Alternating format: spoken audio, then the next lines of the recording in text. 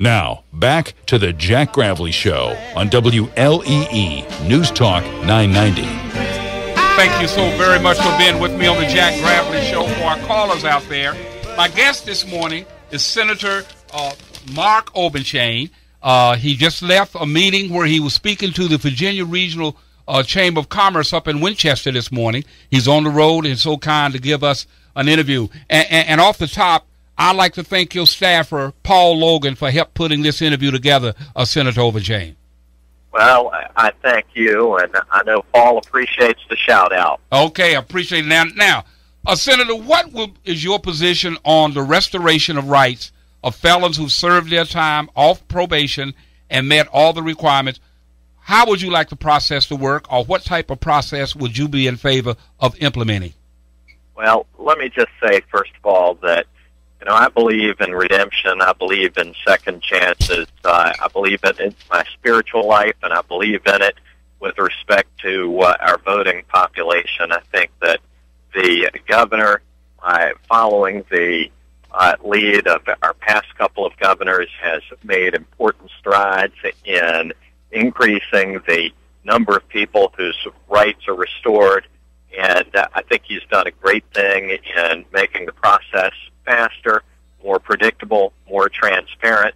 And, in running for Attorney General, my job is to enforce the law and to represent the governor and represent the state. I hope that we will continue to make these strides in restoring rights in a systematic way that is predictable. And I think that I, as Attorney General, can have an important impact on making sure that I do my part in seeing that continues to happen and that we continue to make progress in that direction. I think the governor deserves great credit for reaching out and working with a lot of groups in his efforts to increase the restoration of rights. So you would be in favor of making it easier for ex-felons to renew or receive their civil rights again? I do believe that we need to continue to make that progress. Yes. Okay. Okay.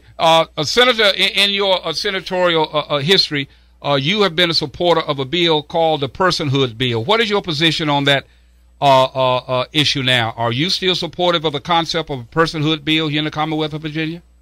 Well, let me say that, first of all, I am guided by my personal faith in connection with a number of issues, including protecting and standing up for those who can't stand up for themselves.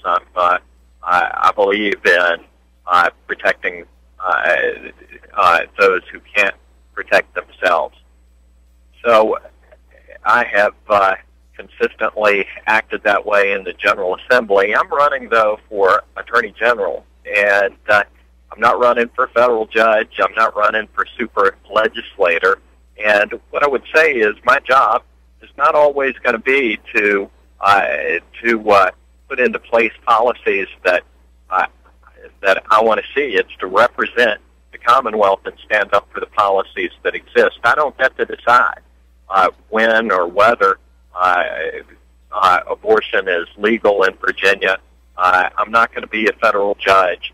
I'm going to be an attorney who's going to do his job, calling balls and strikes and defending the law as it stands. And I understand where federal law is and where we are in Virginia. If you were addressing a group of women this morning and they ask you, are you in favor of a woman's right to determine with her doctor or husband to get an abortion or not get an abortion, how would you answer that question? Well, Jack, what I would say is, look, as I said to you before, my beliefs in that regard are guided by my faith.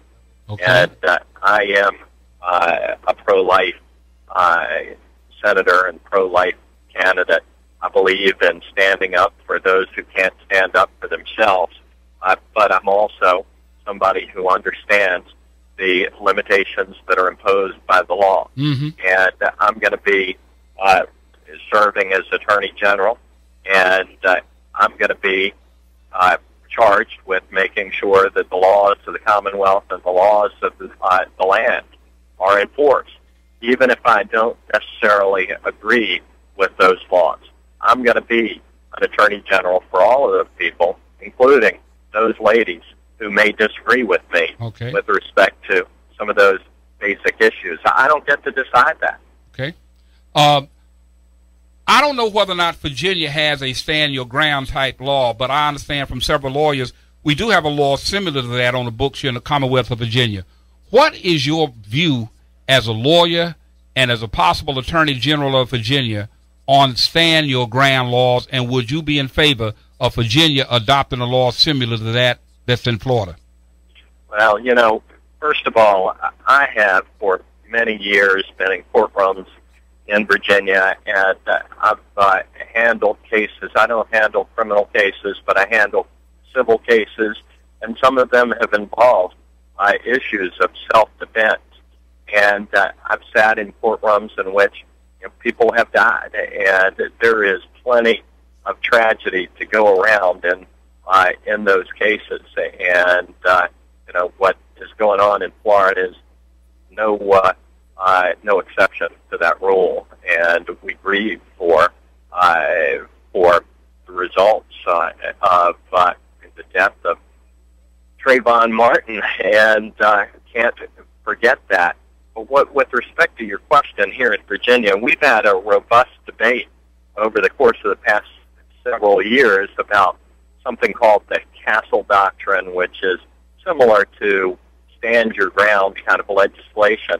And we have, frankly, had a very thoughtful debate in which people have been very concerned about altering the current law in Virginia, which requires there to be a threat of serious bodily harm or death before somebody can exercise, use deadly force in the defense of themselves or others. And I've seen little sentiment among members of the General Assembly to change that principle. We don't want to encourage a situation where people are exercising, the right to use deadly force in self-defense when they don't have any reasonable fear for their life or serious bodily harm. And I'm not aware of anybody who wants to do that. Well, certainly not many people who would want to do that here in Virginia.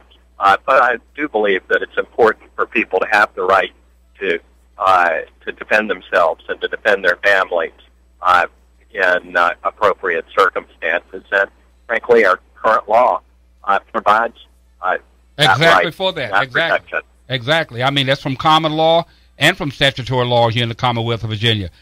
Senator, sure to say that it may not wind up being the subject of further discussion and tinkering, but those basic principles are principles that I firmly believe in. That you cannot use deadly force unless you have a reasonable belief that you or someone else is in at immediate risk of death or serious bodily harm. Okay. Senator Obenshain, how many debates are you going to have with your a Democratic opponent, Mr. Herring?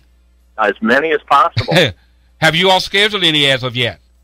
We've already had one. As a matter of fact, we had one on June 15 in Virginia Beach. I read about that. I hope that we are in the process of getting more on the books. Okay, but as of this morning, there are none scheduled. I haven't the foggiest. Okay. A final question here this morning. We have a couple of minutes left at this time. I have to ask you this.